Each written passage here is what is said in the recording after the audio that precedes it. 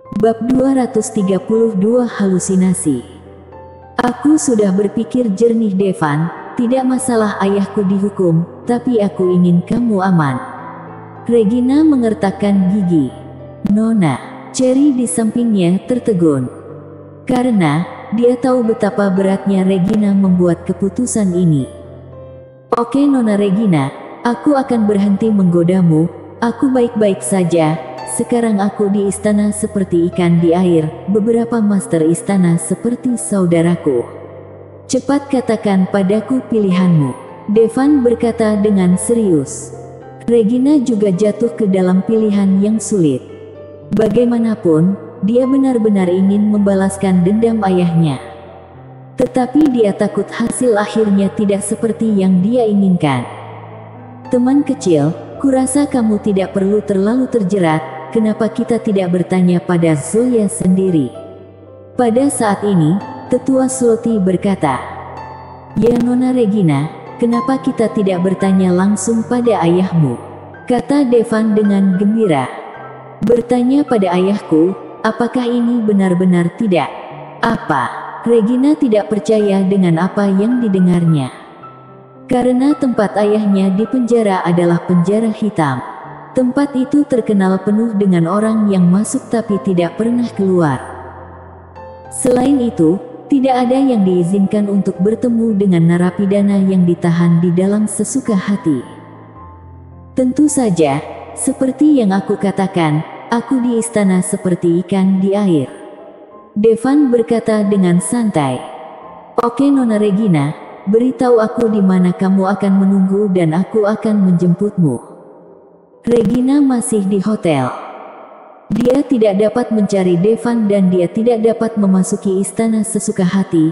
Dia takut Devan akan mencarinya setelah kembali, jadi dia menunggu Devan di tempat yang sama.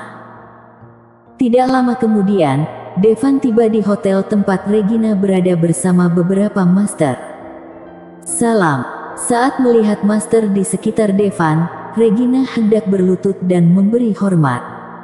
Padahal dia adalah kepala daerah. Tapi di depan master istana, dia jelas jauh lebih rendah. Adapun Cherry, dia berlutut di depan beberapa master senior, sangat bersemangat.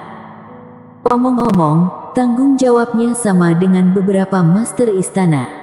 Pengendali. Namun di antara para pengawal, dia adalah yang termuda.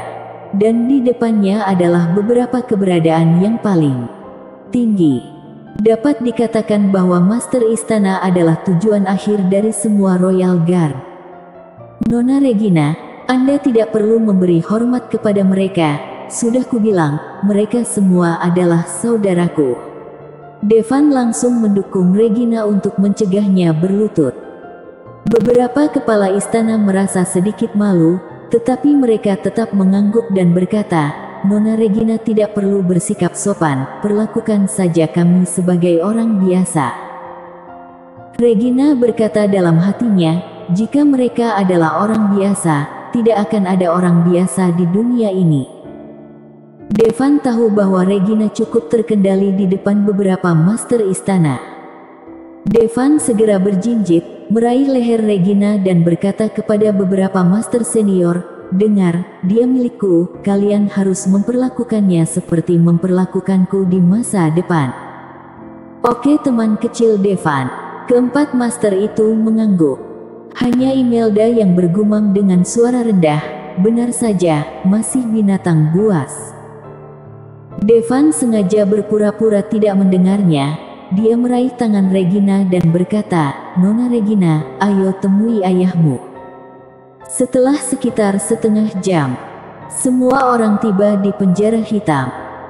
Penjara hitam ini berada di gunung yang terisolasi dari dunia. Pada dasarnya, banyak orang tidak tahu di mana itu. Lingkungan di penjara hitam bahkan lebih buruk. Gelap dan lembab, tidak ada sinar matahari. Dalam lingkungan seperti itu, jangankan hidup selama 15 tahun. Bahkan untuk satu hari, itu akan sangat sulit.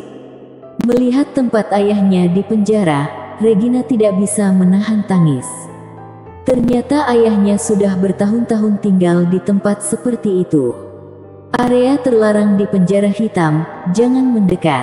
Di depan pintu, semua orang dihentikan oleh seorang penjaga.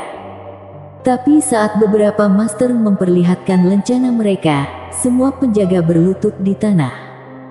Salam. Keberadaan mereka begitu agung. Biasanya sangat jarang terlihat. Tapi sekarang 5 dari mereka datang sekaligus. Di penjara hitam ini, siapakah yang memiliki wajah sebesar itu yang bisa menyatukan 5 master istana? Jelas para penjaga tidak mengetahuinya.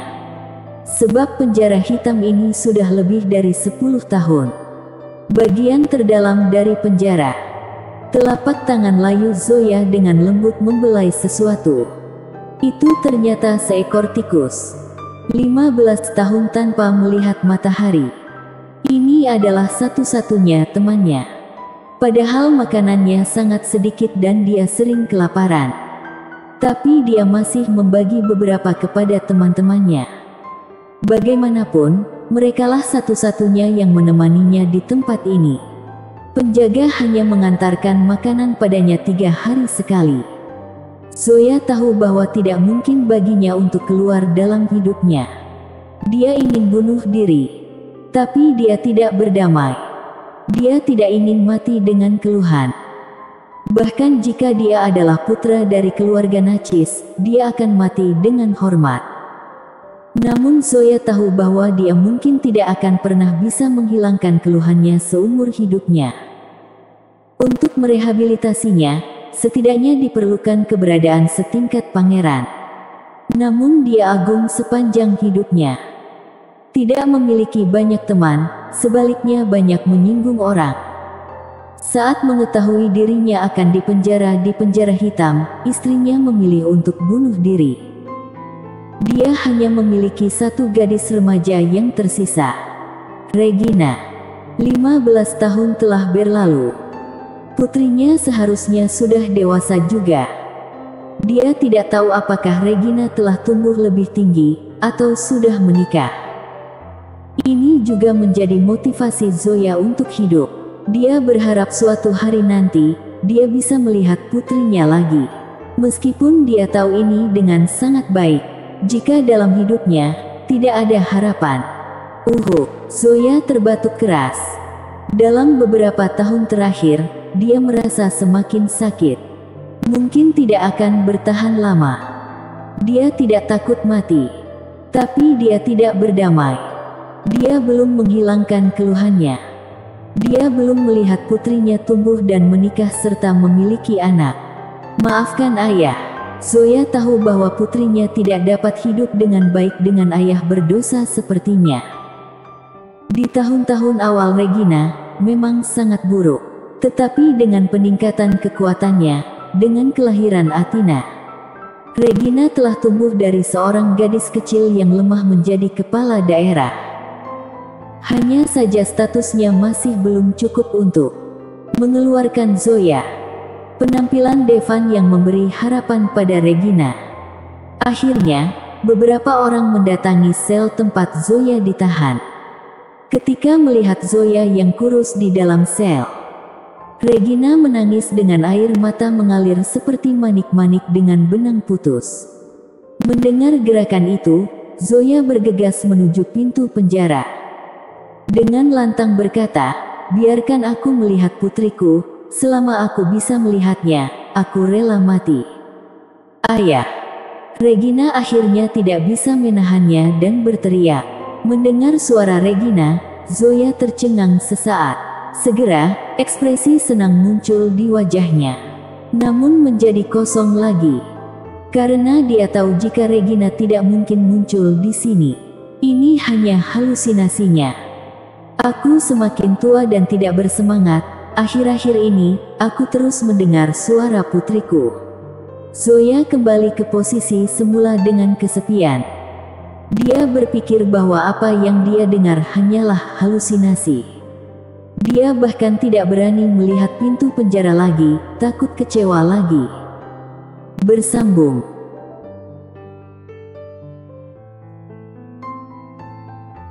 Bab 233 membuka kasus kembali. Ayah, kamu tidak salah ini aku, putri kecilmu yang datang untuk menyelamatkanmu. Regina sudah terisak. Zoya menatap Regina yang berdiri di depan pintu sel. Awalnya, dia tidak banyak bereaksi. Karena dalam ingatannya, putrinya masih berada di usia remaja. Pada saat itu, tinggi Regina tidak berbeda dengan gadis-gadis lain. Tapi sekarang yang berdiri di depan pintu sel adalah seorang gadis dewasa dengan tinggi 1,9 meter. Dia menatap wajah Regina dengan cermat. Meski ada perubahan besar, dia akhirnya mengenali gadis tinggi di depannya sebagai putrinya, Regina. Putriku, kamu sudah tumbuh sangat tinggi. Zoya dengan gemetar berjalan ke pintu sel, wajahnya penuh kegembiraan. Ya, aku sudah tumbuh lebih tinggi ayah, lihat, aku bahkan lebih tinggi darimu, kata Regina sambil memegang tangan Zoya yang berjalan ke pintu sel sambil menangis. Ya, kamu tumbuh lebih tinggi. Zoya tidak terkejut, bagaimanapun juga, dia dulunya adalah pria jangkung dengan tinggi sekitar 1,9 meter. Hanya karena 15 tahun penyiksaan di penjara hitam ini, dia menjadi sangat kurus dan punggungnya menjadi bungkuk. Sepertinya tingginya sekarang menjadi 1,7 meter. Melihat keadaan Zoya saat ini, Regina berharap bisa mengeluarkan Zoya secara langsung. Aku bukan hanya tumbuh lebih tinggi, tapi juga menjadi lebih kuat, ayah. Lihat, aku adalah High Master kelas S sekarang. Regina seperti seorang gadis kecil yang telah memenangkan penghargaan, pamer kepada ayahnya. High Master kelas S. Ekspresi lega muncul di mata Zoya, seperti yang diharapkan dari putriku. Orang harus tahu bahwa Zoya sebelumnya hanya setingkat High Master kelas S. Tanpa diduga, putrinya akan mencapai ini di usia yang begitu muda. Saat ini, Zoya tiba-tiba memikirkan sesuatu. Dia berkata dengan ekspresi ketakutan, "Putriku, aku sudah melihatmu, aku tidak memiliki penyesalan lagi dalam hidupku, kamu harus segera pergi dari sini. Jika penjaga mengetahuinya, sudah terlambat." Zoya berpikir bahwa Regina telah menyusup di penjara hitam. Saat ini, beberapa master istana dan Devan juga datang. Tapi mereka tidak mendekat agar tidak mengganggu mereka berdua mengenang masa lalu. Namun ekspresi wajah Zoya langsung berubah saat dia melihat beberapa master besar istana. Tentu saja dia mengenal orang-orang ini. Mereka adalah prajurit istana negara Al-Sutra. Meskipun Regina adalah High Master kelas S, dia masih seperti semut di depan orang-orang ini. Jika mereka bergerak, mustahil bagi Regina untuk memblokir satu gerakan pun. Tolong jangan mempersulit putriku, dia hanya ingin melihatku. Zoya berlutut di depan beberapa master senior. Saat ini, Zoya sangat ketakutan. Ayah, cepat bangun. Kamu tidak perlu takut pada mereka, aku tidak menyelinap masuk. Regina buru-buru berkata. Bukankah kalian di sini untuk menangkap putriku? Zoya bertanya dengan curiga. Dia datang ke sini secara legal, kenapa kami harus menangkapnya? Imelda buru-buru berkata. Kalau begitu kalian, Zoya bahkan lebih bingung. Namun, betapa mulianya kehadiran seorang empu istana. Bagaimana mungkin mereka mau datang ke penjara hitam kecil ini? Kami di sini untuk menjemputmu. Melihat reaksi Zoya, Eiko berkata sambil tersenyum. Menjemput? Zoya menelan ludah. Orang macam apa yang bisa membuat 5 master istana datang menjemputnya? Zoya tidak bisa memikirkan orang lain di penjara hitam ini yang bisa membuat 5 master istana menjemputnya. Tidak ada yang layak. Apalagi 5 master istana sekaligus. Ayah, mereka di sini untuk menjemputmu, kata Regina dengan penuh semangat. Menjemputku? Zoya tampak sedikit bingung. Meskipun dia sudah tahu bahwa Regina memiliki basis pelatihan High Master kelas S. Tapi meski begitu, dia tetap tidak bisa mengundang 5 Master Istana. Ayah, ini Devan dan 5 Master Istana adalah temannya. Regina dengan cepat menarik Devan dan memperkenalkannya kepada ayahnya. Zoya menatap Devan. Sebagai ayah Regina, bagaimana mungkin dia gagal melihat apa yang dipikirkan putrinya? Pada saat ini, Regina memegang tangan Devan dengan penuh kasih sayang, menatap Devan dengan kelembutan dan kekaguman di matanya. Ini adalah tatapan penuh cinta. Pria muda ini tampaknya baru berusia awal 20-an. Seperti apa karakternya hingga dia bisa berteman dengan Master Istana? Mungkinkah dia adalah kerabat dari Master Istana tertentu? Ini menjadi satu-satunya kemungkinan. Kalau tidak, bagaimana mungkin dia bisa mengundang mereka? Halo Paman, aku teman Regina si Dada Bi. Devan hampir mengucapkan kata Regina si Dada Besar, tapi dia pikir, sepertinya tidak pantas mengatakan itu di depan ayahnya. Zoya, kamu sekarang memiliki 2 pilihan. Pilihan pertama adalah langsung meninggalkan penjara hitam. Pilihan kedua adalah menaikkan kasusmu lagi. Jika memilih yang pertama, kamu akan langsung bebas. Jika memilih yang kedua, kamu mungkin tidak akan pernah bisa meninggalkan penjara hitam dalam hidup ini. Pada saat ini, Tetua Sloti berkata, "Aku memilih untuk membuka kasus itu kembali." Zoya mengatakan pilihannya. Zoya telah terbuka sepanjang hidupnya. Dia tidak pernah mau membawa noda di punggungnya.